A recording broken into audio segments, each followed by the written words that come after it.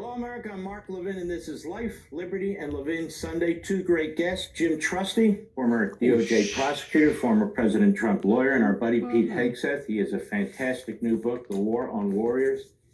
So relevant, so important in our national security and the men and women who give their all for our country. But before we get to them, I've been doing a lot of thinking, as most of you have, about what took place in that courtroom last week and its implications beyond getting into the weeds of grand juries and jury instructions and collateral evidence and so forth and so on. Because it's so much bigger than the rules of evidence and so forth. What am I talking about? The Democrat Party. The Democrat Party's cheering what took place. Their surrogates are cheering what took place. Joe Biden went to a microphone and lied about what took place and then sneered after it. This is part and parcel of their war on the Constitution almost from day one. Almost from day one.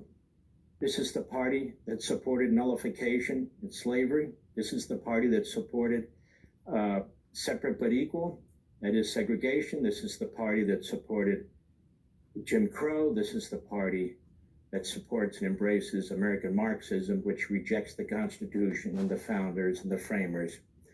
They used the 14th Amendment in order to try and prevent Donald Trump from running for president.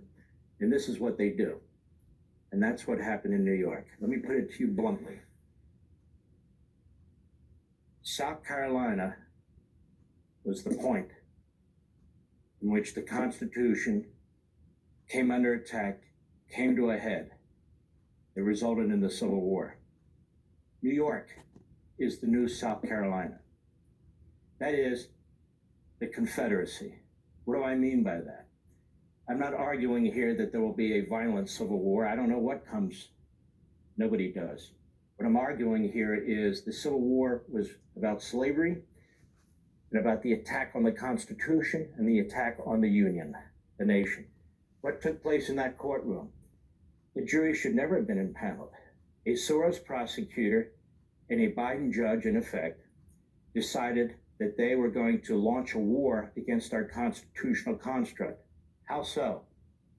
By nullifying the due process clause of the Constitution in the Fifth Amendment, by nullifying the due process clause that applies to the states through one of the post-Civil War amendments, the 14th Amendment.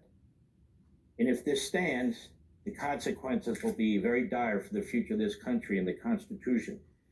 Let me put it to you this way. Due process goes back to the Magna Carta of 1215. But the phrase itself appears in a statute that was passed in Britain to incorporate the Magna Carta in 1354. And that was during the reign of King Edward III. And so we have this process where we have the Fifth Amendment and the 14th Amendments. And what do they say? With respect to due process and equal protection, they say exactly the same thing. In essence, no one shall be deprived of life, liberty, or property without due process of law. 14th Amendment was adopted by Congress in 1866. Before it was an amendment, they proposed it to the states, which then ratified it in 1868. The Fifth Amendment was added to the Constitution as part of the Bill of Rights in 1791. So this is ingrained now in our country, And what took place in the Manhattan courtroom was the first massive assault